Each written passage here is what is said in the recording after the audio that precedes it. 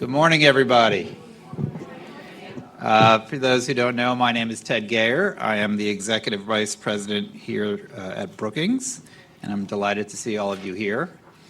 I also want to give a special welcome to some students that we have here from the Richard Wright Public Charter School for Journalism and Media Arts, which is located here in D.C. And if you get a chance after the event, we have an exhibition of some of their art in our cafeteria right down the front hall of the building. So I'd encourage you to go take a look. And thank you for those students for their contributions and for being here today. It's February. It hasn't felt like that the last few days necessarily, but February means Black History Month, and we at Brookings are very proud to be celebrating Black History Month. Throughout this month, and indeed throughout the year, our scholars will explore the intersection of race and public policy from a whole host of issues, including banking and housing, education, social mobility, and the list goes on. I am particularly honored today to welcome Congressman Hakeem Jeffries, a man who needs no introduction. Among other reasons, he's achieved a little bit of superstar status for reciting lyrics from the notorious B.I.G. on the Senate floor during the impeachment proceedings. Just as an aside, I tried to win credibility with my teenage son yesterday by saying, I am going to be referencing notorious B.I.G. His immediate response, without skipping a beat, I hope nobody takes offense to this, was, oh, that's the rapper from a long time ago. It's I can't win. Anyway, Congressman Jeffries is currently serving his fourth term in the House of Representatives, representing the 8th District of New York. I'm also proud to say my birth home place, Brooklyn, New York. He is the chairman of the House Democratic Caucus, where he is the 5th highest ranking Democrat in the House. He is also a member of the Judiciary and Budget Committees. He's been a tireless advocate for social and economic justice. Since arriving in Congress, he has been at the forefront of a wide range of important issues, such as combating voter suppression, developing meaningful police reform, and expanding economic opportunity for all Americans. He has also been committed to working in a bipartisan manner.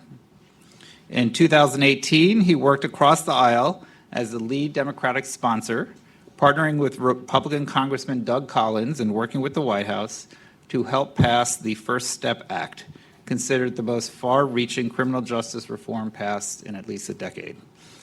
I'm also delighted this morning to welcome my colleague Rashawn Ray, who is the moderator for today's conversation.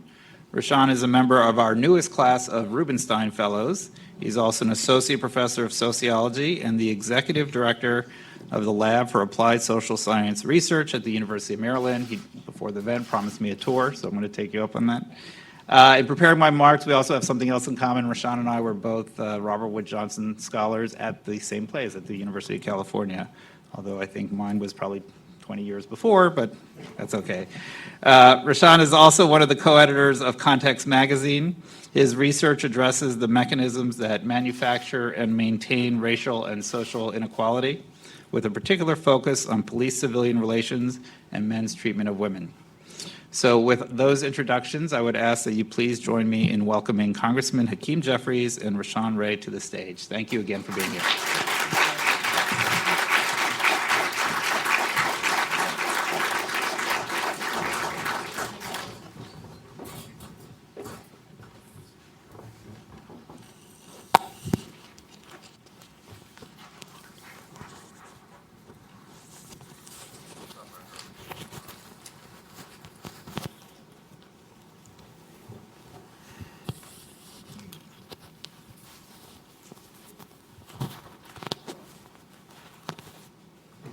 All right, so thank you, Ted, for that warm introduction. Thank everyone for being here this morning. We especially thank the congressman. Of course, as people know everything that he's been doing over the past several weeks. We were talking about running on adrenaline and not having a lot of sleep. So we definitely appreciate the time. We definitely appreciate Richard Wright Public Charter School being here. Thank you all for being here to support this event. We're going to try and cover about 5 topics, and then we're going to have time to open it up for Q&A. So I want to start with actually some commonalities we have that we were talking about earlier. So we both have sons. His name Jeremiah. We have a love for hip hop. We are members of Black Greek letter organizations. We obviously think about focusing on criminal justice reform. We're both Leos, all these things kind of in common. Talk about our zodiac signs a bit. And then you have a brother that's a professor, and I have an uncle who's a professor, and I'm a professor. So obviously you have this care and concern for academic research and rigor, and we were talking about that. So I'm kind of curious in thinking about that, given this legacy, and how do we think about Black civic organizations with kind of the kickoff of Black History Month of 2020, 401 years after kind of the key pinnacle point that Africans were brought over as enslaved people.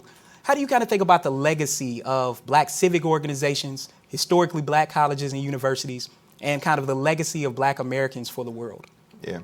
Well, good morning, everyone. It's great to be here, and thank you, Ted, for your opening remarks. Good to be here at Brookings, and Rashawn, great to be with you on as we participate in this discussion, and of course to students from Richard Wright. Great to see you here, and appreciate all that you're doing. So my view generally has been about the moment that we're in. Mm-hmm. And a lot of people, have understandable anxiety within Black America, outside of Black America, in terms of what's happening in this country. But putting it in the context of the journey that we've traveled, what's been interesting for me is the notion that whenever America has made meaningful progress, on the question of racial, social justice in particular, it's almost always been followed by an immediate backlash. And it seems to me that we're in a backlash moment right now. And when you look at sort of America and its founding, and you reference, 1619, of course, and we're still inside of the 400th year, which effectively started in August of 2019. But if you look at the founding of the Republic, and it was founded on high ideals, incredible ideals, separate and co-equal branches of government, the independent judiciary, the free and fair press, the preeminence of the rule of law, checks and balances, all men are created equally, things of this nature. But, the framers, who were brilliant individuals, of course, were also flawed individuals. They're human beings. All of us are flawed in a variety of different ways. And America was founded with a genetic birth defect on the question of race, manifested in chattel slavery, right? One of the worst crimes ever committed in the history of the world. And so we deal with chattel slavery, beginning with emancipation, and then the Reconstruction era. And that's significant progress for, a republic that at that point still wasn't even 100 years old. Mm-hmm. And 13th Amendment outlaws slavery, 14th Amendment equal protection under the law, 15th Amendment guaranteeing the right to vote, at least theoretically, for African American men, regardless of race. And that Reconstruction period, I think, 1865 to 1878, significant progress. But then the North pulls out of the South, and immediately, right, Jim Crow descends on the land. Plessy versus Ferguson is decided, effectively legalizing separate and unequal. You've got the rise of the KKK, a lynching epidemic, the imposition of the black codes. So progress that was meaningful coming out of a period of enslavement, followed by immediate backlash that almost lasts 100 years. And then a new generation rises up, Thurgood Marshall, Rosa Parks, Dr. King, John Lewis, so many people of different races, religions, ethnicities come together to try to move America forward. And so you have, obviously, Brown v. Board of Education, that reverses Plessy versus Ferguson, I think in 1954, and started the civil rights movement. Rosa Parks sits down, the rest of us can stand up into the Civil Rights era, Civil Rights Act, Voting Rights Act, Medicare, Medicaid, Great Society, Head Start, all of this tremendous progress culminating with the 1968 Fair Housing Act. And then all of a sudden, in 68, everything changes. right? In April, King is assassinated. In June, after winning the California primary, probably on his way to the White House, Yeah. Robert F. Kennedy is assassinated. And then in November, Richard Nixon is elected, running in part on the anxiety in some parts of America to the progress that had just been made. Yeah. Progress followed by an immediate backlash. And then you have, rise of anti-government, anti-affirmative action, anti-busing, and of course in 1971, the start of mass incarceration when Richard Nixon declares drug abuse public enemy number one. At the time, I think there were less than 350,000 people incarcerated in America. Today, 2.2 million, disproportionately Black and Latino. And so you've got that accentuated with, the election of Ronald Reagan, doubling and tripling down on anti-government activity, disproportionately impacting communities of color. And then a new hope emerges with the election of Barack Obama, right? 44th president. That's my new favorite number, by the way, y'all. And so he gets elected, and then some people say, this is the beginning of a post-racial America. Y'all remember that? A post-racial America. That was the thought. But had you put it all in context, you would have realized, no, this is the beginning of a backlash moment. And immediately you saw that in 2010, the rise of the so-called Tea Party movement. We want our country back. Who took it away? But that's what they were saying. We want our country back. And then in 2013, you had the Supreme Court decimate the Voting Rights Act in Shelby County, Holder versus Shelby County, Shelby versus Holder, and reverse in significant measure the progress that had been made in 1965 with the Voting Rights Act, which was designed to correct the flaws in the 15th Amendment. And then, of course, the backlash, many would argue, was complete in 2016 with the election of the current president, diametrically opposed to the previous one, and someone who basically jump-started his campaign, arguing or perpetrating the racist lie that Barack Obama was not born in the United States of America. So progress followed by backlash. So when I talk to African Americans throughout the country, I say you have to put our moment in that context. But the hope of it all is that every time we've been in a backlash moment, a new generation of Americans has always risen up to keep pushing the country forward. And that's what's required now for people of goodwill, African American, white, Latino, Asian, Native American, the gorgeous mosaic of the American people. Yeah, I really appreciate that important history and the way you put it. It was very profound. I mean, in fact, one of the statements you said America was born with a genetic birth defect. I mean, I think that is a great way to think about it. And thinking about 2016 at the University of Maryland, I taught created a course called Why Are We Still Talking About Race when Obama was elected. And then when we finally got around to teaching the course in 2016, everybody was like, we need to change the title. Like everybody knows that why we're sitting up here having this particular conversation. So I'm curious in this context, given this history, one of the ways I've always thought about it is the progress that Black Americans have made in such a short period of time, given this history, is remarkable. But yet we don't necessarily talk about it that way. And we also know that Black Americans are the only group to have been systematically discriminated against by the federal government's backing to have not received some type of atonement or what we call reparations for that. I mean, Jews in the Holocaust did. Jewish Americans are still receiving payments. We have Native Americans who receive payments. We have Japanese Americans who were interned during World War II who have. African Americans were promised their 40 acres and a mule, never received it. And of course, we could talk about the Freedmen's Bureau. I mean, we could talk about the Homestead Act. We could talk about a series of things. I'm curious how you think about reparations. And one of the ways that my colleague here at Brookings, Andre Perry, and I have been talking about is really thinking about education and housing to kind of build wealth opportunities. And I'm curious what your thoughts are on reparations for Black Americans. Well, I think, Sheila JacksonLees is currently carrying HR 40, which I think has maybe about 120 or so co-sponsors, myself included. And for the first time, I think in in the history of the Congress, there was actually a hearing that was held on H.R. 40 and the concept of reparations, which essentially would allow for,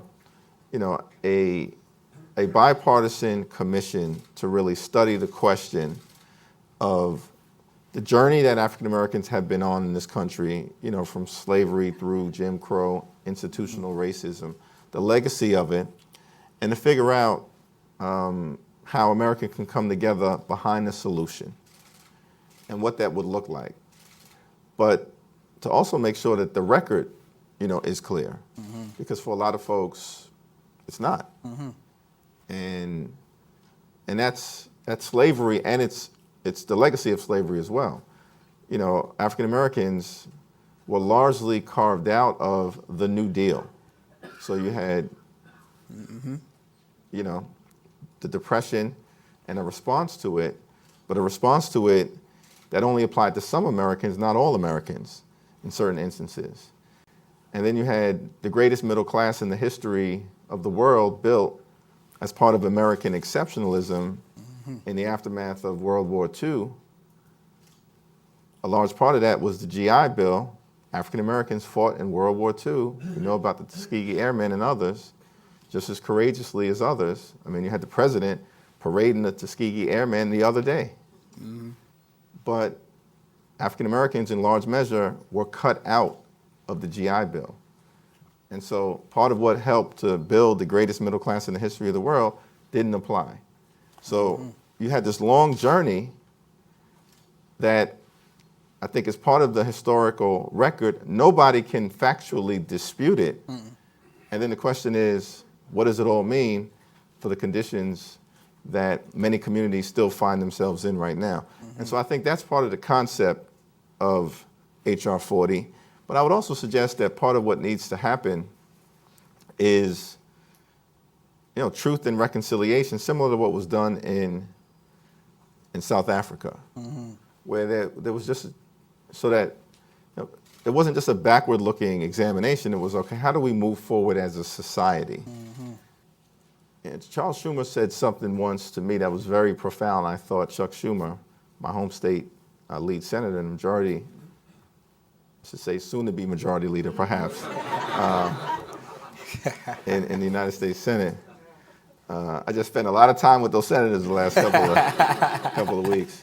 But he once said to me, and this was before the current president was elected, this was an analysis that he was making because of the backlash that we were seeing in America directed at Barack Obama, which is that, he's concerned that just as anti-Semitism lives in the soil of Europe and is still in the soil of Europe to this day, and we have to deal with the rise of anti-Semitism here in America, and certainly many of us in New York City are working on that issue with all of the intensity that it deserves.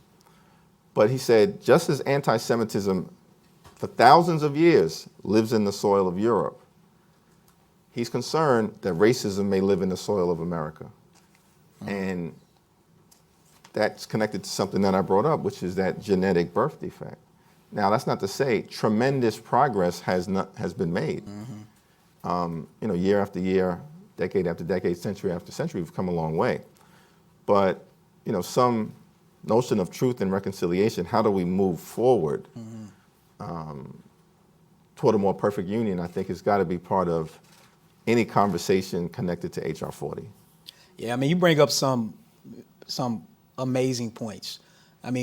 First, what made me think about it, I had the luxury to spend some time in Europe. I was teaching at the University of Mannheim, and I went to underground bunkers where they held Jews against their will, and you could still literally smell flesh. And similarly, when I went to the lynching museum, that's what I call it in Alabama, Brian Stevenson's museum, and every single county that I have ever lived in, and my mom and I, we were very mobile. We moved 14 times on my 18th birthday. She's a registered nurse. She's watching because she loves you. And, phenomenal woman. Hey, Mom. Appreciate that. That's gonna give me that dinner I've been asking her to cook for me that she hadn't cooked since I was a kid. So I appreciate that. And when I went to that museum, every county we had lived in had names from hanging caskets. And I remember the sand from the soil from people who have been lynched are housed there. And I kind of think about that legacy of kind of racism being embedded in the soul of America. And so you mentioned Senator Schumer, so I want to pivot to a question that I know people want to know about, and then we'll come back to talking about voting and criminal justice reform before we open it up. I think many people appreciated the role that you played in the impeachment hearing. I think obviously people know the BIG quote, but the stuff that you said on the floor was extremely compelling. And I think for a lot of people it was accurate, for others maybe not. So I'm curious, for a lot of people they think, well, the impeachment was a wash. You know, it happened in the House, didn't happen in the Senate. Trump is still in office.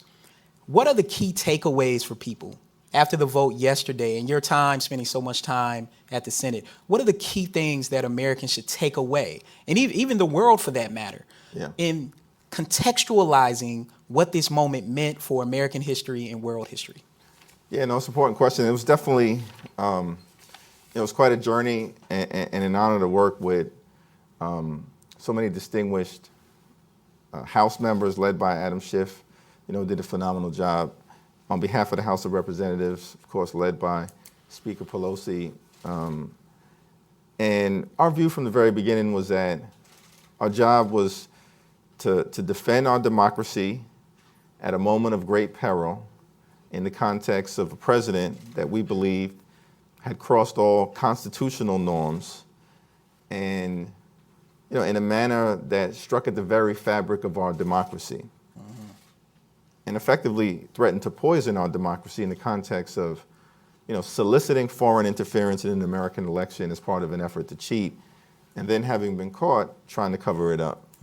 And if you look at the framers, what they were effectively most concerned about, and Sylvia Garcia said this well on the floor of the Senate, is, it was abuse of power, right? The ABCs of the highest of constitutional crimes: abuse of power, betrayal of one's oath for personal gain, and the corruption of our free and fair elections. And that's what this was all about as far as we were concerned, right? A president who abused his power, betrayed his oath of office, elevated his own personal political interests to try to pressure a foreign government to target an American citizen, subordinated America's national security interests, which is the betrayal of your oath, and then tried to corrupt the integrity of the upcoming election. And so to us, as House managers, as Democrats, led by Speaker Pelosi, this constitutional crime struck at the heart of what the framers were concerned about and is the very reason for the impeachment provision in Article 1 of the Constitution. And we had a role, and we believe that we executed that role. And the Senate has a role, and that was to try the case.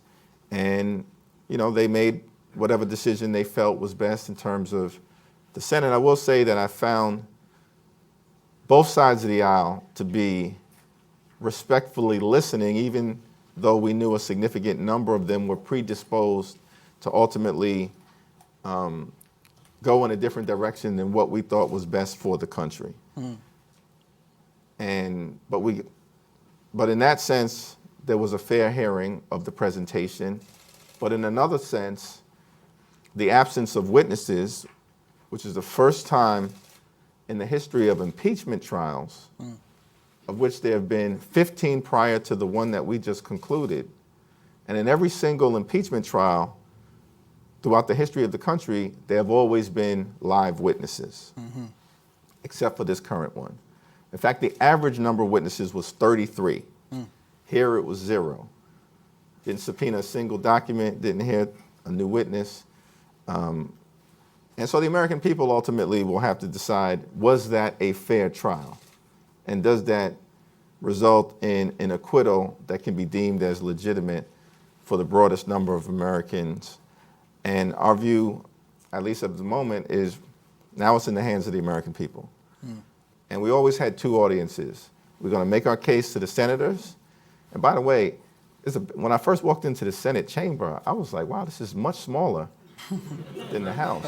And literally, we'd be speaking, and Mitch McConnell was right there, and Chuck Schumer was right there. But they were, They were gracious in how they received us.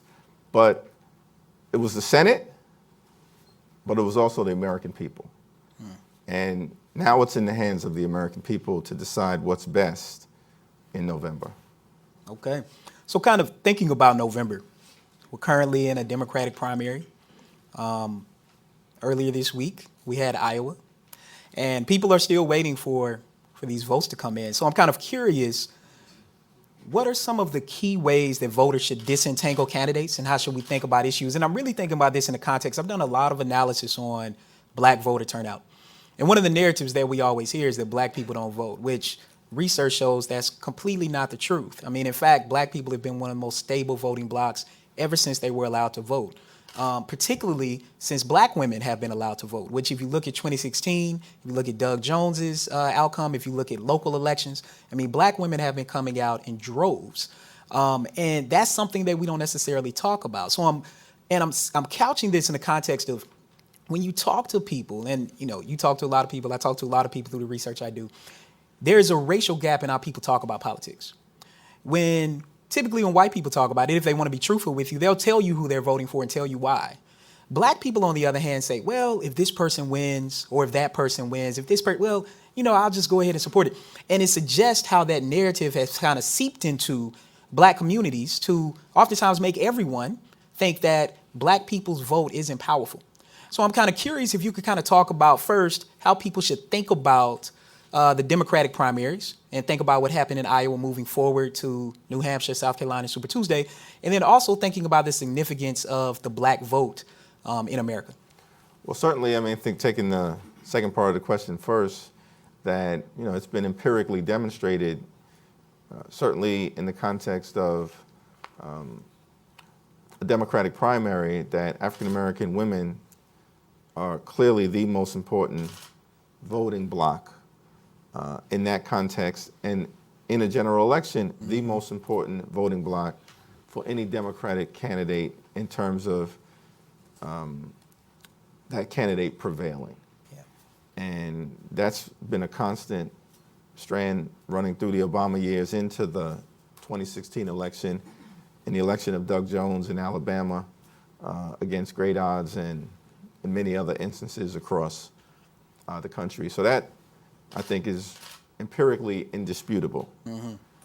And there have been a lot of conversations about whether, given that reality, there's a commensurate level of, public policy alignment even amongst Democrats, and that's a discussion that is important, should be robust, and is ongoing.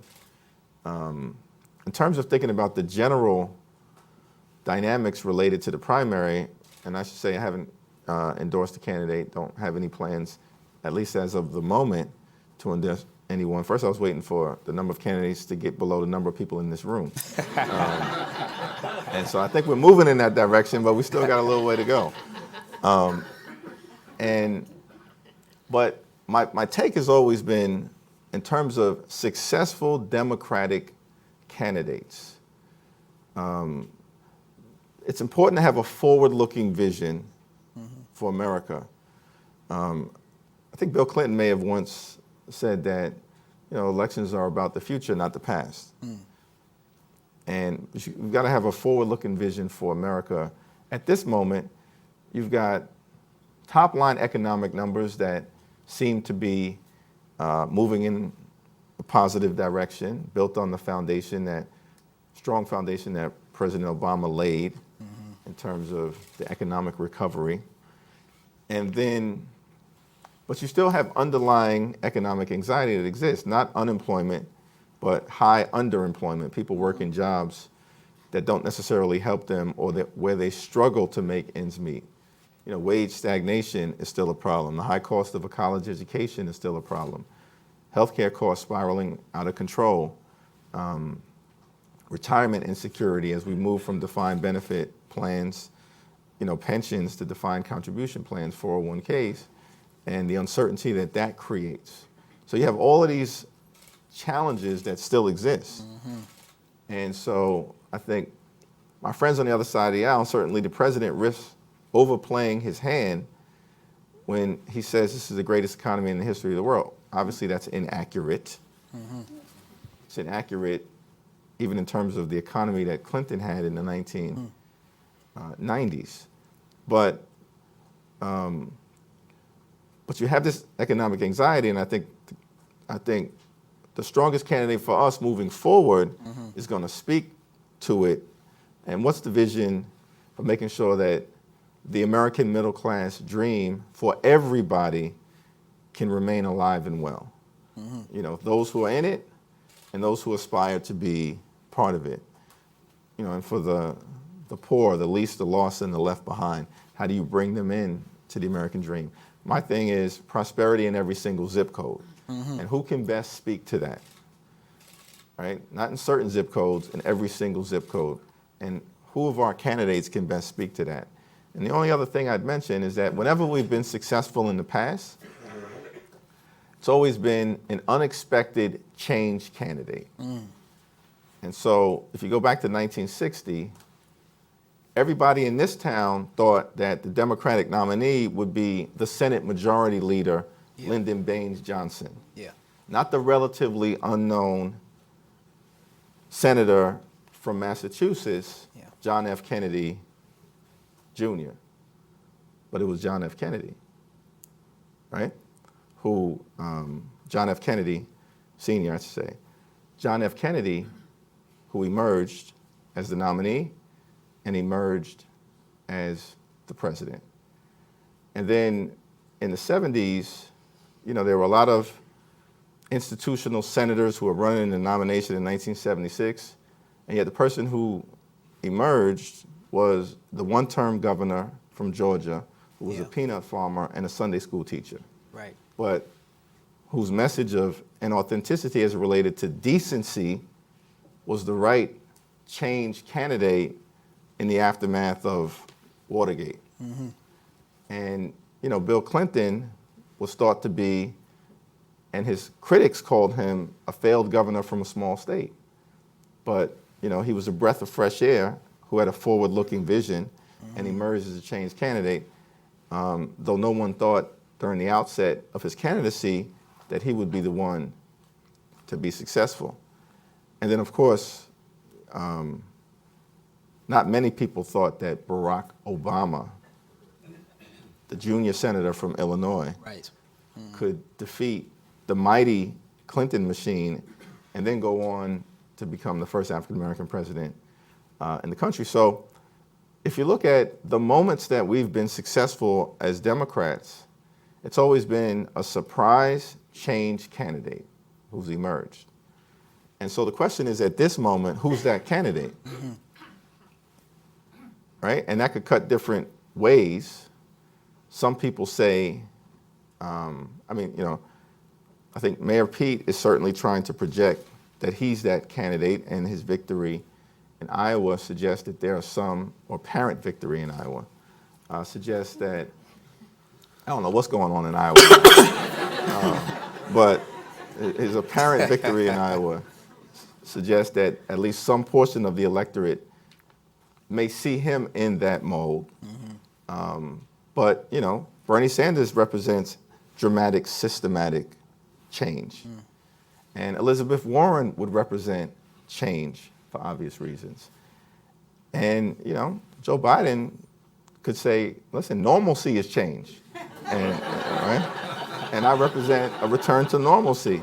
So it's hard to see how that's going to play itself out, but we do know that in the context of our history, it's the change candidate. On the Democratic side, it's always been the change candidate who can not just emerge, but win.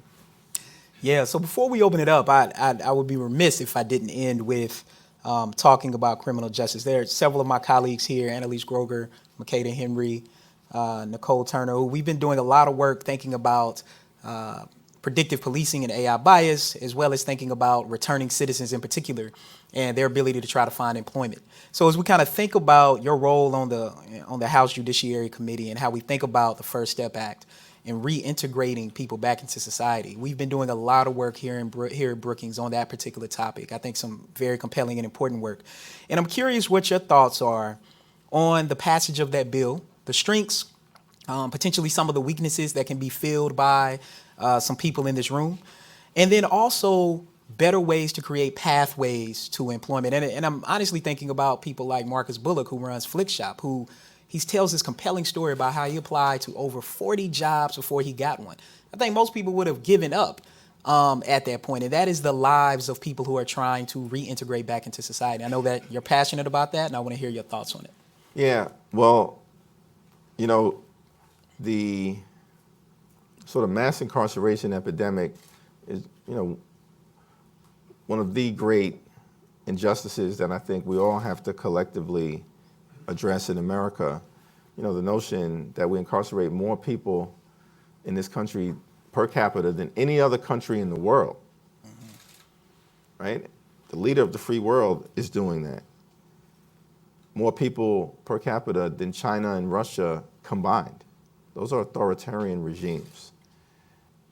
Disproportionately African American, Latino, poor white, and a significant number of those people incarcerated, the 2.2 million nonviolent drug offenders. It's part of the failed war on drugs. And so our view was that we needed to do something to begin to break that. A lot of work has been done at different states, some blue states, some red states, to begin to try to reverse engineer the damage that was done at the federal level. We thought it was important to do it in a bipartisan way. Yeah. Was my view. Even if it just meant taking a first step, a meaningful one, but just a first step.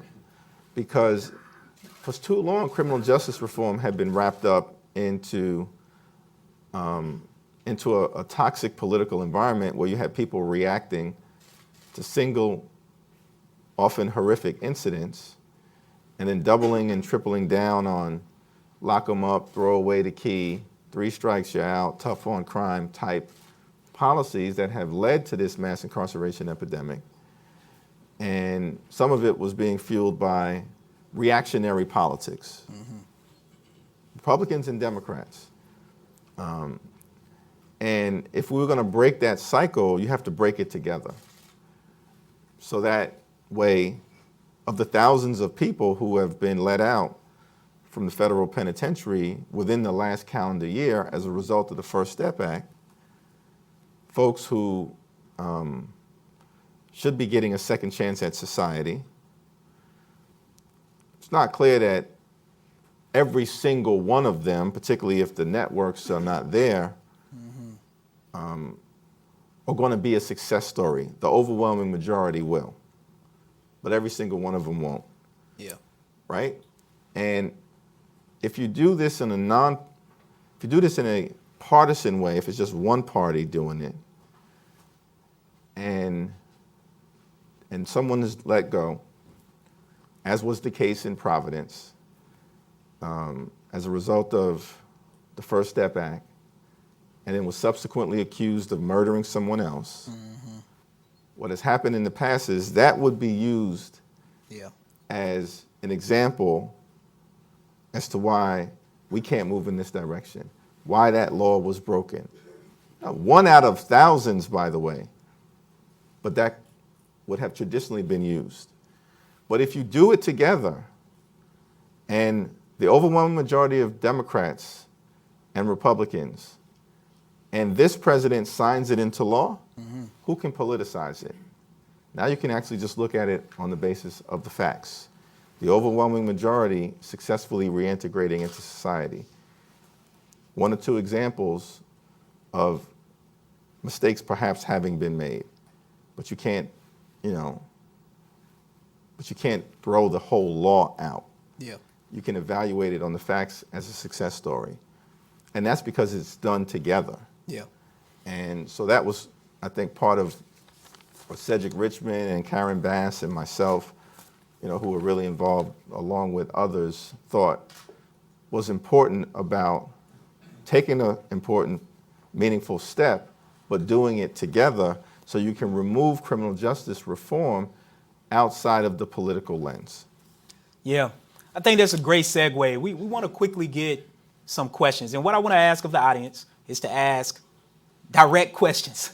We're going to try and get 3 quickly. We're going to start in the back on my right. Oh, okay. Yeah, go ahead. My name is Ravi Perry. I am chair of the Department of Political Science at Howard University. I have a question for not my congressman, but my frat brother. Good to see you. Good morning. I have a question about disillusionment. What do you say to the large number, or at least as it appears on social media, of African American young people who are so seemingly disillusioned with the state of the Democratic Party in their view, that they don't view participating or voting as something that is in their interest? What do you say to them? Yeah, All right, hold on. Let's get 3 round robin. Dr. Turner Lee real quick, and then we'll get one more, and then we'll have you respond to them quickly. Okay. Hi, Congressman. Thanks for coming. Nicole Turner Lee back Good to see here. you. I want to actually segue off of that question and would love for you to answer this. So the State of the Union essentially appealed to the Black vote in a very disappointing, unnerving, and insulting way.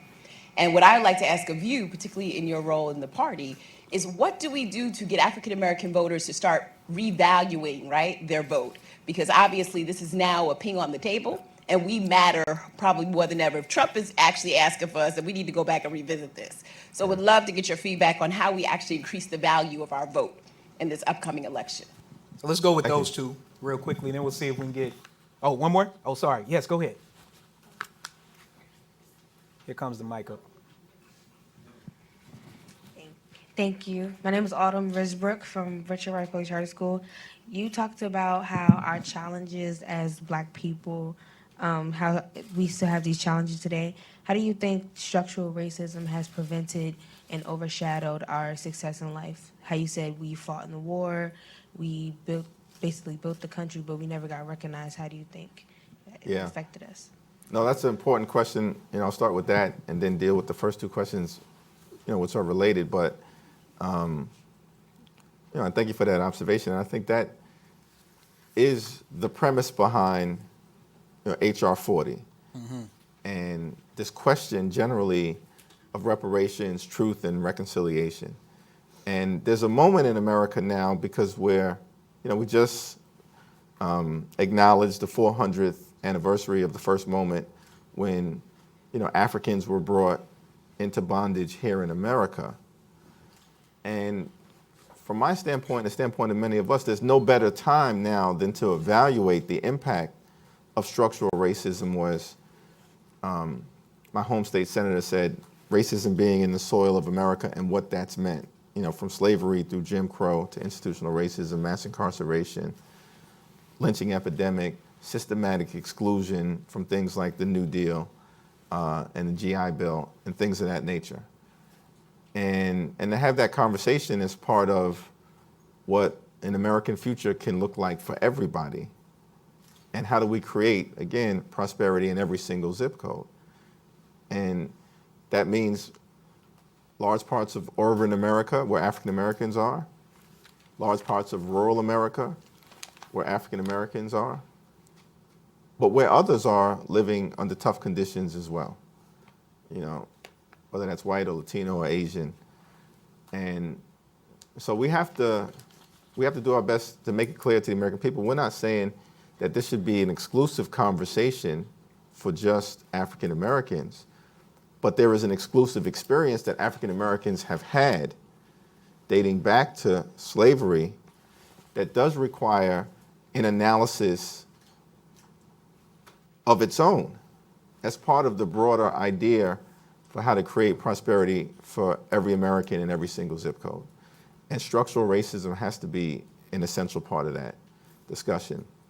In terms of the 2 questions about African American participation, it was very interesting that President Trump made, 5 or 6 explicit references to African Americans.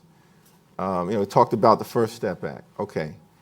Talked about, had the Tuskegee Airmen, had the young African American student who was present. Talked about Black unemployment, which has decreased modestly on his watch, decreased dramatically on Barack Obama's watch.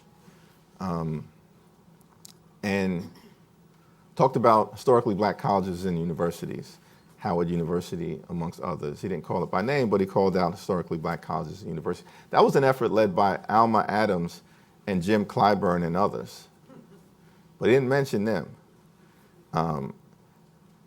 So he clearly was trying to create, in some sense, an optical illusion that he alone has been singularly focused on trying to help out African Americans, which was interesting. I mean, it got to a point where I think some of us on the Democratic side, when he said that we have a great American who's dealing with stage 4 cancer, we thought he was going to talk about John Lewis. And then he said Rush Limbaugh. We said, oh, no, he didn't. Right? But the direction that he was going in, actually, that would have probably been the most appropriate thing for him to do in that chamber. If you're going to talk about a great American who's battling stage 4 cancer, it's John Lewis. But I think it's going to be important for African Americans to take a step back, younger African Americans as well, to the question, and say, in the broader frame, who is in office does matter. And we can take it away from the 2016 election for the moment and say, we heard this same argument that there's no difference between my vote doesn't matter and there's no difference between the Democrat and the Republican. This was the argument that was made in 2000 between Bush and Gore. And a lot of folks in Florida stayed home, didn't vote. And I think Florida came down to a couple of hundred votes. And whoever won Florida won the presidency. Many of us still believe that Gore won Florida. But clearly, some folks stayed home, persuaded by the notion that it didn't matter because the two of them were the same. Now, President Bush, a decent man, but his policies failed America in many ways. And you've got two failed wars, one that's still going on in Afghanistan. Trillions of dollars wasted, thousands of lives lost, resources that could have been spent in trying to create prosperity for everyday Americans that weren't. And the collapse of an economy because Wall Street, some elements were allowed to run amok in a way that led to the Great Recession. All of this happening on President Bush's watch. And it wouldn't have gone down that way had Al Gore been elected. So there is a difference. And we know there is a difference. And there would have been a difference in emphasis and focus had Hillary Clinton been elected president. Not just in tone, but in substance. And, as much as President Trump went through a series of things designed to create the appearance that, he's the best thing that has ever happened for Black America, he also is systematically trying to dismantle almost every single thing that Barack Obama has put in place, including a healthcare law that has significantly benefited all Americans, but communities of color who were disproportionately and adversely impacted by unaffordable, inaccessible healthcare coverage, which is a kitchen table pocketbook issue. And so I think we just have to use the history that is recent to erase this notion that that who's in office doesn't matter, and that whether you come out or not doesn't matter. In Michigan, for instance, I think Hillary Clinton lost Michigan by 10,000 votes. 100,000 African Americans in Detroit stayed home. And whether you come out or not does make a difference, and who's in office does make a difference. So unfortunately, we do are one out more, of one or time. two Oh, more. That's great. fine, yeah. Oh, hold on. He said one more. See hands? Let's go over here. Out front, seen his hand first. We appreciate that. Great conversation. I think people could listen to you for hours.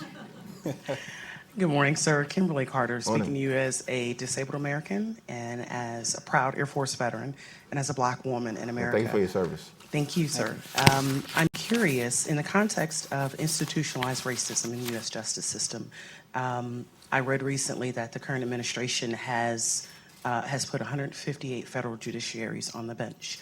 Can you share with us how you look forward in your current roles?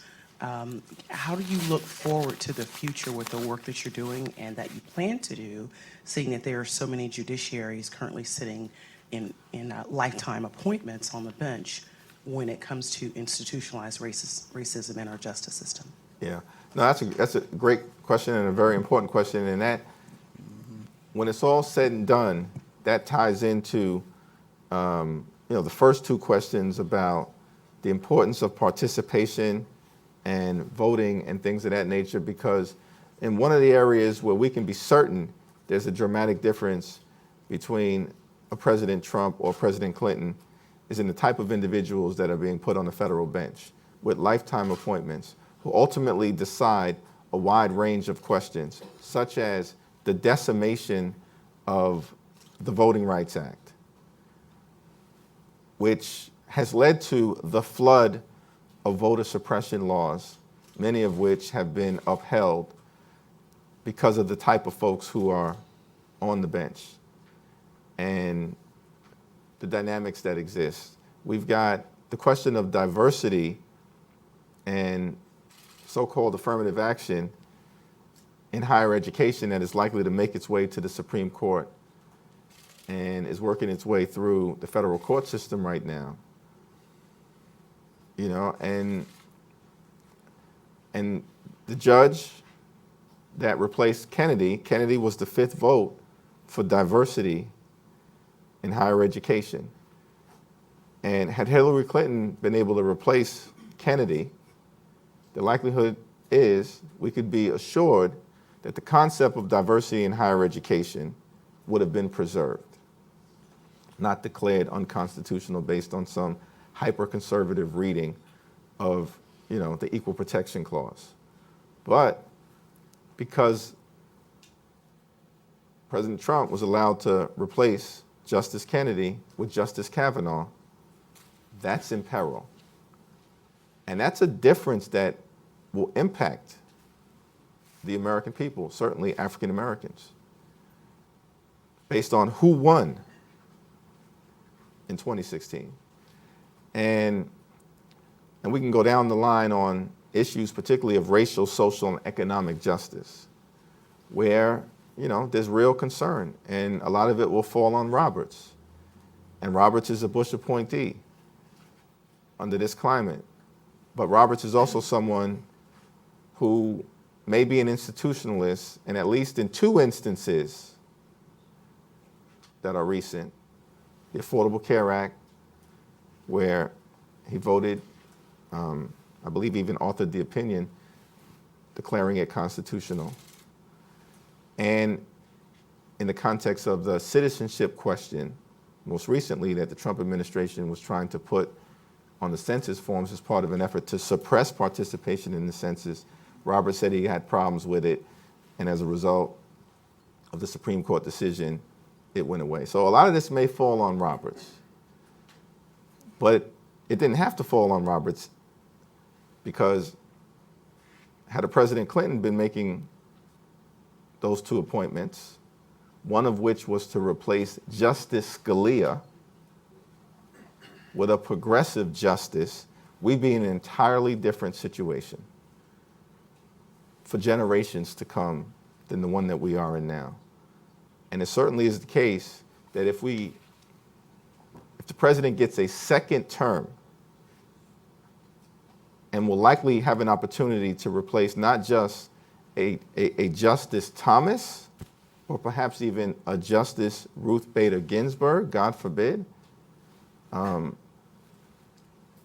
that's going to impact everybody in this room for the balance of your lifetime. And that really is what the stakes are. But again, to leave on an optimistic note, my view has